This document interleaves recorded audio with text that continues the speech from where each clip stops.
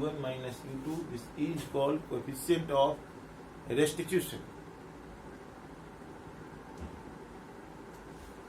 For elastic collision, E का value for elastic collision E is equal to 1. This is the parameter to indicating the type of collision.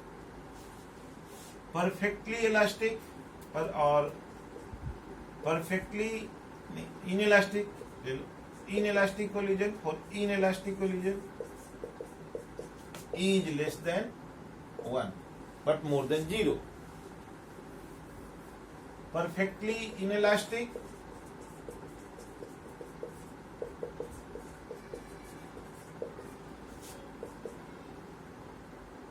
E is equal to 0. इसका मतलब ये हुआ कि for any kind of collision, E value of E cannot be negative and cannot be more than 1. It is clear. So a range of value 0 E, 0 is less than E and E is less than or E is equal to 1. Extreme condition, if E is equal to 0, this is for inelastic collision. Inelastic. Elastic collision में E का extreme value होगा 1 और perfectly inelastic में E का value होगा 0. ये आपका criteria. अब इलास्टिक कोलिजन में हम V1 और V2 का वैल्यू निकालते हैं. Value of V1 and V2 हम निकालते हैं और यहाँ पर पुट अप कर देते हैं जो मोमेंटम का इक्वेशन हमारे पास है. Equation number 1, equation of number 1. तो वहां से हम साइमल्टेनियस मेथड से V1 एंड V2 निकाल लेते हैं. जैसे फॉर एग्जाम्पल यहाँ से अगर हमको निकालना है V1 का वैल्यू, तो V2 इज इक्वल टू हम निकाल लेंगे V2 is equal to V1 plus, simple है इसमें कोई ये नहीं है, V2 is equal to V1 plus V1 plus E1 minus E2. इसमें आप पुट कर देना इस इक्वेशन में M1 E1 plus M2 E2 is equal to M1 V1 plus M2 V2. इसमें पुट अप कर देना. इसको V2 का वैल्यू यहां से डालेंगे तो हमको सॉल्व करेंगे बाय साइमल्टेनियस मेथड से. Then we will get the value of V1. After that we will get the value of V1 and V1 will be how much.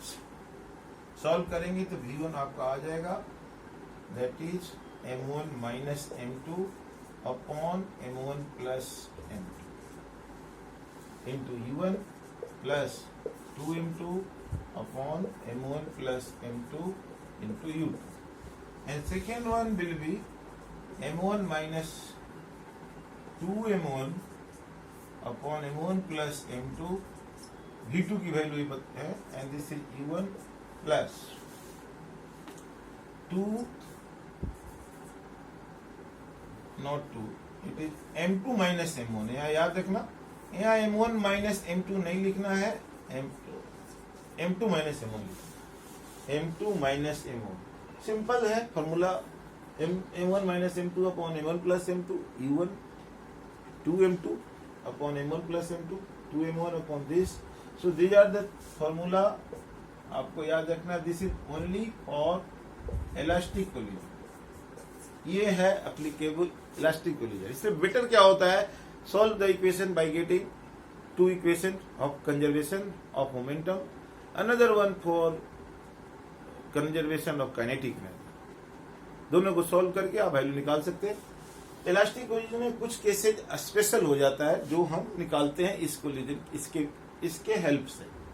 Suppose दो बॉडीज में अब आपका कोलिजन अगर हो रहा है, मान लो ऐसा, तो इसमें अलग अलग केस है आपका M1 और M2 का. सो बच्चों लिखो case 1 M1 is equal to M2.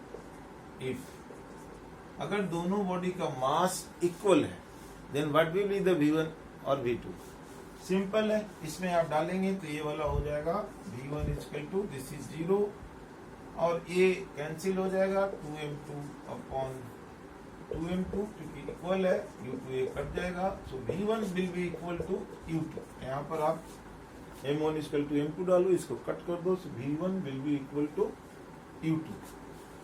मतलब क्या हुआ, and similar in the case यहाँ अगर डालेंगे तो V2 will be equal to U1, मतलब सिंपली ट्रांसफर ऑफ स्पीड हो जाएगा, मतलब आफ्टर कोलिजन द स्पीड और the velocity is transferred, that will happen. So let us see कैसे होता है ट्रांसफर। जैसे मान लो एक सिंपल सा एग्जांपल ले लो, ये बॉडी ए है जो जा रहा है 10 मीटर पर सेकंड से, and this is the body B which is moving 4 metre per second से। कोलिजन के बाद कुछ स्पीड हो गया, अगर कोई दोनों का मास मान लो, मास इक्वल होना चाहिए, बोथ आर 2 kg, 2 kg, ये ए है ये बी है, this is A and B. अब इसका जो मास है दोनों का आइडेंटिकल हो गया, कोलिजन इलास्टिक है, so speed will be transferred, that is after collision जो ए है उसका मास हो जाएगा, उसका स्पीड हो जाएगा 4 मीटर पर सेकेंड, ट्रांसफर होगा, इसका इस पर जाएगा, इसका इस पर जाएगा, ये कंडीशन बताता है। एंड इसका जो हो जाएगा वो आपका 10 मीटर पर सेकेंड हो जाएगा, दिस इज 10 मीटर पर सेकेंड, ये आपका इलास्टिक कोलिजन है, this is the only 10 metre पर सेकेंड। अब देखिए मतलब स्पीड इज ट्रांसफर, और यू कैन से सपोज ये बॉल है, ये जा रही है 5 मीटर पर सेकेंड से, एंड दूसरा बॉल रेस्ट पर है, दोनों का mass same m and m मान लो। आफ्टर कोलिजन ए मान लो, ए बी मान लो, after collision A will be at rest, ये रेस्ट पर जाएगा, और बी जो है मूव करने लगेगा कितना से 5 मीटर पर सेकेंड, ये मूव करेगा, B will start to move with speed 5 meter पर second, that is transfer of speed. मतलब एक रेस्ट पर आ गया, जो पहले मोशन में था वो रेस्ट पर आ गया, और जो पहले रेस्ट में था वो मोशन में आ गया। So this is the case of elastic collision, आपने देखा। इस तरह से और अलग केसेज है, और सब केसेज है। Suppose M1 much greater then case 2, M1 बहुत बड़ा है, केस 2 हो गया, M1 इज मच लार्जर। ऐसे केस में if M1 is larger than what you will consider, M1 बहुत बड़ा है तो M2 को, M1 एलिफेंट है और M2 बॉल है, तो M2 को लगभग हम 0 ले सकते हैं। अब इसमें V1 को हम क्या लिखेंगे, M1 minus M2 upon M1 plus M2, यही था, U1 plus 2F2 upon M1 plus M2 into U2। सो M2 को अगर 0 हम रख दें तो V1 कितना हो जाएगा, V1 will be equal to how much, M2 0, ये भी 0 कट जाएगा, सो माइनस E1, और M2 0 हो गया तो ये पूरा ही 0 हो जाएगा, this will be 0, so overall minus E1। यानी कि अगर छोटा बॉल है,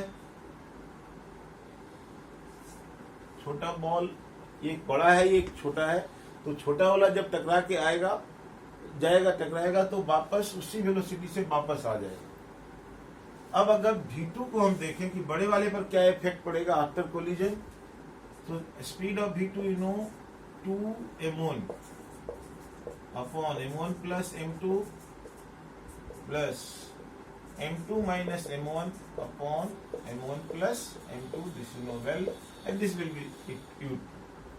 सो ये कितना होगा, M1 तो आपने मान लिया 0, तो इसको ये पूरा पार्ट ही 0 हो जाएगा, और M1 को 0 मान लेंगे तो ये हो जाएगा V2 is equal to U2।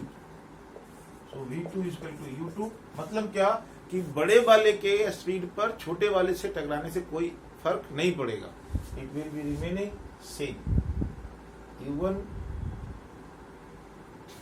और ये V2 इक्वल टू हो गया आपका इक्वल टू U2। अच्छा एक मिनट, इसमें देखो, पहले वाले में भी एक बार देखो, पहले वाले में क्या था, नहीं पहले वाले में क्या लिखे थे, M1 तो M1 much greater than M2 and M2 equal to 0, तो इसमें हमने क्या ले लिया बच्चों, ध्यान से देखना, इसमें हमने m1 को नहीं m2 को 0 लेना था ना, sorry. So m2 is equal to 0, m2 0 है, since m1 is much larger, so you can take here, वो हमने m1 ले लिया, m2 आपको 0 लेना है, तो m2 0 अगर आप लेते हैं तो ये कितना होगा बच्चों, बोलो, v2 is equal to m2 0, तो 2u1 माइनस u2, ये आपका स्पीड आ जाएगा, 2u1 माइनस u2, क्योंकि m2 को 0 लेना है, यही कोलिजन है, m1 is greater than m2, तो यहाँ भी हमने m2 को 0 लिया, यहाँ भी m2 को 0 लिया। अब केस 3 अगर हम देखें, केस 3 बच्चों अगर देखें तो इसमें आ जाएगा m2 much greater then m1। अगर ऐसा है तो ऐसे केस में हम m1 को 0 लेंगे, वी विल कंसीडर। तो इस केस में अगर m1 को 0 लेंगे then v1 will be equal to how much, m1 को 0 लेंगे तो this will be minus u1, और ये हो जाएगा प्लस 2u2, यानी 2u2 minus u1, and v2 will be equal to how much, m1 0 है आपका, तो m2 by m2, that is ये m1 0, so this part is 0, से ये आ गया आपका totally v2 is equal to u।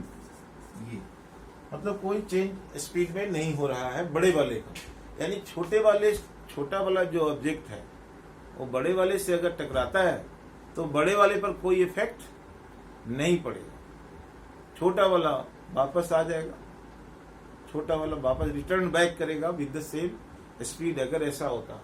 तो आज हमने आपको केवल कोलिजन, इलास्टिक कोलिजन के बारे में सिंपल बताया, अब इनइलास्टिक के बारे में अभी हम छोटा सा वीडियो बनाना चाह रहे हैं। सो अगला क्लास में, नेक्स्ट में आपको हम देंगे complete information of the inelastic, perfectly inelastic and other information like, and so many questions based on JEE and NEET, अलग अलग टाइप के डिफरेंट कॉम्पिटिटिव क्वेश्चन आपको बताएंगे।